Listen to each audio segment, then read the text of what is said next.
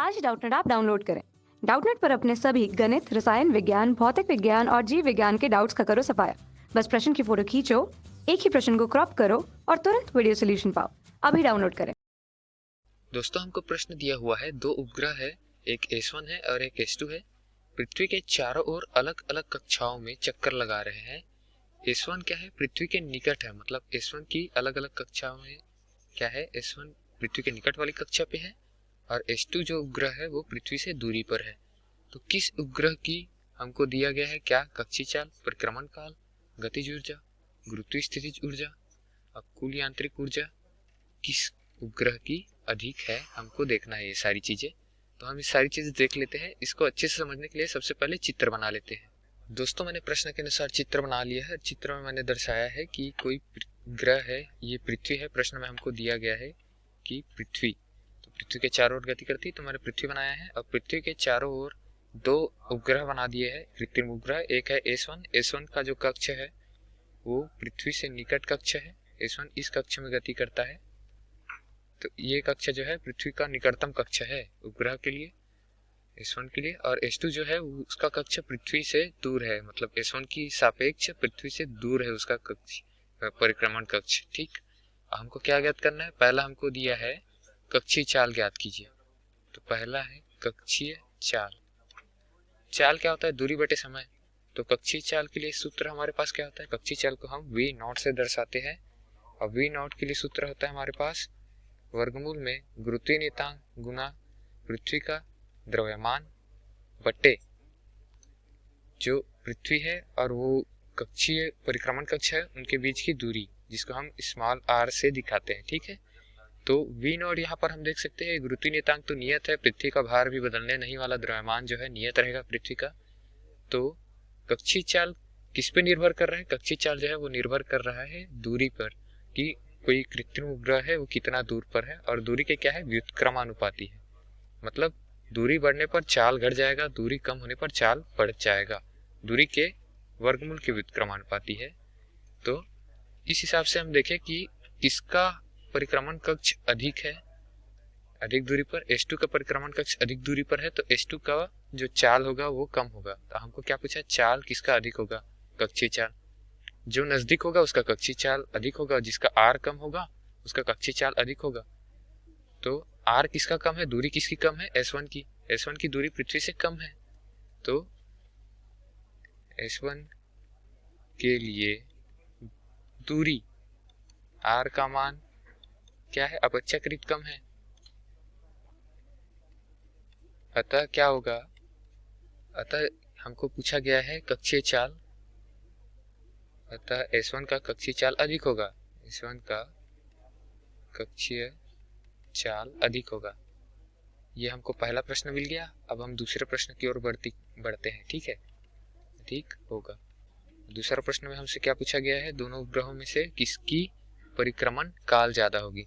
तो यहाँ पर हम दूसरा पॉइंट बना के लिख लेते हैं इसको नीचे पर। दूसरा बोला है परिक्रमण काल। तो परिक्रमण काल किसको कहते हैं? ग्रह जब किसी अपने परिक्रमण कक्ष की एक चक्कर पूर्ण करता है किसी उपग्रह के चारों ओर, तो उसको उस ग्रह का परिक्रमण काल कहते हैं, उस उपग्रह का उस ग्रह के सापेक्ष। परिक्रमण काल के लिए सूत्र क्या होता है? T बराबर 2 पाई r गुना 3/2 बटे गुरुत्वीय नियतांक गुना पृथ्वी का द्रव्यमान। और ये सूत्र कहाँ से आया? जो काल क्या होता है? चाल होता है दूरी बटे समय। तो समय क्या होगा? दूरी बटे चाल। दूरी क्या होगा? वृत्त की परिधि। परिधि मतलब 2 पाई r। तो ऊपर में आ जाएगा 2 गुना पाई गुना r और नीचे क्या आ जाएगा? चाल। तो चाल यहाँ से क्या आया है? इस सूत्र से हम चाल निकालेंगे, g मतलब गुरुत्वीय नियतांक गुना पृथ्वी का भार बटे r जो है। तो r को हम क्या लिख सकते हैं? 1/2, जिसको ऊपर ले जाके 1/2 को हमने 1 से जोड़ दिया तो 3/2 हो गया। तो यहाँ से ये काल का सूत्र आया है। अब काल का सूत्र आया है तो काल किस पे निर्भर करता है वो देख लेते हैं। 2 और पाई तो नियत है, r जो है वो उस पे निर्भर करता है, क्योंकि r नियत नहीं है, बदलेगा दोनों उपग्रहों के लिए दूरी का मान। जो गुरुत्वीय नियतांक है वो नियत है, पृथ्वी का भार भी नियत रहेगा। तो जो परिक्रमण काल हो गया, परिक्रमण काल की निर्भरता क्या है? परिक्रमण काल अनुक्रमानुपाती है किसके? जो दूरी है उसके 3/2 की घात के। ठीक है, ग्रह और पृथ्वी के बीच की दूरी के 3/2 घात के क्या है? अनुक्रमानुपाती है। मतलब दूरी बढ़ने पर क्या होगा? परिक्रमण काल बढ़ेगा, दूरी घटने पर परिक्रमण काल कम होगा। तो हमको क्या पूछा है? परिक्रमण काल अधिक होगा। अधिक किसका होगा? S2 का होगा, क्योंकि S2 क्या है? दूर है और ये अनुक्रमानुपाती है। तो R का मान क्या है? S2 के लिए बड़ा है, S2 के लिए R बड़ा है, R अधिक है, R का मान S2 के लिए अधिक है। तो T का मान क्या होगा? जो आवर्तकाल होगा हम लिख देते नीचे, अतः S2 का आवर्तकाल अधिक है। अब हमसे तीसरा क्या पूछा गया, हम प्रश्न में चलकर देख लेते हैं। तीसरा पूछा है हमसे गतिज ऊर्जा, तो यहाँ नीचे लिख देते हैं गतिज ऊर्जा, और गतिज ऊर्जा के लिए सूत्र भी यहाँ नीचे पर हम लिख देंगे। तो गतिज ऊर्जा क्या होता है किसी ग्रह के लिए, इसको हम कैसे दर्शाते हैं? और इसका मान होता है गुरुत्वीय नियतांक गुना पृथ्वी का द्रव्यमान गुना ग्रह का द्रव्यमान बटे में क्या आएगा? बीच की दूरी का 2 गुना। ठीक है, तो ग्रह का द्रव्यमान अगर दोनों में बराबर है, हमने मान लिया पृथ्वी का द्रव्यमान नियत रहेगा, गुरुत्वीय द्रव्यमान नियत रहेगा, तो के की निर्भरता किस पर है? के की निर्भरता है 1/r पे।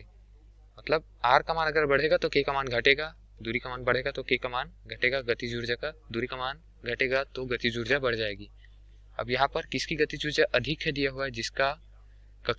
जिसका परिक्रमण कक्ष जो कम होगा, कम दूरी पर होगा, मतलब S1 का, तो S1 की क्या होगी? गतिज ऊर्जा अधिक होगी। तो यहाँ पर हम लिख लेते हैं कि गतिज ऊर्जा किसकी अधिक है?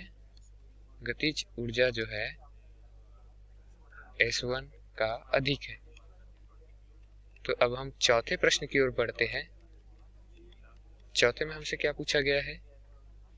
चौथे में हमसे पूछा गया, हम प्रश्न में देख लेते हैं, हमको गुरुत्वीय स्थितिज ऊर्जा पूछा गया था। हाँ, गुरुत्वीय स्थितिज ऊर्जा पूछा गया है, उसको हम नीचे लिख लेंगे, उसके लिए सूत्र भी लिख लेंगे। गुरुत्वीय स्थितिज ऊर्जा, इसको हम दर्शाते किससे है? इसको हम U से दर्शाते हैं, और U का मान क्या होता है? ऋणात्मक में होता है गुरुत्वीय नियतांक गुना पृथ्वी का द्रव्यमान गुना जो प्लेनेट है, सैटेलाइट है, उपग्रह है, उसका द्रव्यमान बटे में जो बीच की दूरी है उपग्रह और पृथ्वी की, वो। तो इस हिसाब से अगर हम देखें तो जो स्थितिज ऊर्जा है उसकी निर्भरता, ये सभी चीजें तो क्या हो जाएगी? नियतांक हो जाएगी। तो इसकी निर्भरता किस पर है? बीच की दूरी के ऋणात्मकता पे। तो ऋणात्मकता पे है तो जो धनात्मकता पे आएगा उसका हमको विपरीत लेना है। धनात्मकता पे क्या आता? जिसके लिए r का मान कम है उसके लिए u का मान अधिक होता, लेकिन इसमें उसको हम विपरीत कर देंगे। तो जिसके लिए r का मान कम है उसके लिए u का मान कम होगा, स्थितिज ऊर्जा कम होगी। जिसकी दूरी कम है, जिसकी दूरी अधिक है उसकी स्थितिज ऊर्जा अधिक होगी। तो दूरी अधिक किसकी है? S2 की। अतः S2 की स्थितिज ऊर्जा अधिक होगी, ऊर्जा अधिक होगी। ठीक, अब हमको आखिर में क्या पूछा गया है? आखिर में हमको कुल यांत्रिक ऊर्जा पूछा गया है। कुल यांत्रिक ऊर्जा क्या होगा? दोनों ऊर्जाओं का योग होगा, स्थितिज और गुरुत्वीय दोनों का। कुल यांत्रिक ऊर्जा को हम किससे दर्शाते हैं? ई से। और ई क्या होता है? गतिज ऊर्जा धन स्थितिज ऊर्जा। गतिज ऊर्जा हमको क्या दिया? ऋणात्मकता में गुरु GM बटे R, गुरुत्वीय नियतांक गुना द्रव्यमान पृथ्वी का गुना जो उपग्रह है उसका द्रव्यमान, धन हमको क्या दिया है? स्थितिज ऊर्जा GM बटे 2R। बस फर्क इतना है कि स्थितिज ऊर्जा ऋणात्मक में है और गतिज ऊर्जा में नीचे में दूरी का दुगना हुआ है। तो इसका अगर हम परिणामी निकाले तो ये क्या? E का मान आएगा ऋणात्मक में, G गुरुत्वीय द्रव्यमान और जो उपग्रह है उसका द्रव्यमान बटे बीच की दूरी। तो इसमें भी हम देखें तो जो कुल यांत्रिक ऊर्जा है वो किस पे निर्भर कर रहा है? निर्भर कर रहा है R की, मतलब बीच की दूरी के व्युत्क्रमानुपाती है। तो बीच का दूरी के व्युत्क्रमानुपाती मतलब S2 का मान क्या होगा? अधिक होगा, क्योंकि S2 अधिक दूर पर है। S2 का यांत्रिक ऊर्जा अधिक है। ठीक है दोस्तों, धन्यवाद। कक्षा 6ठी से 12वीं से लेकर नीट, IIT, JEE वो एडवांस के लेवल तक 1 करोड़ से ज्यादा छात्रों का भरोसा। आज ही डाउनलोड करें डाउटनेट ऐप या व्हाट्सएप करें अपने सारे डाउट्स 8400 400 400 पर।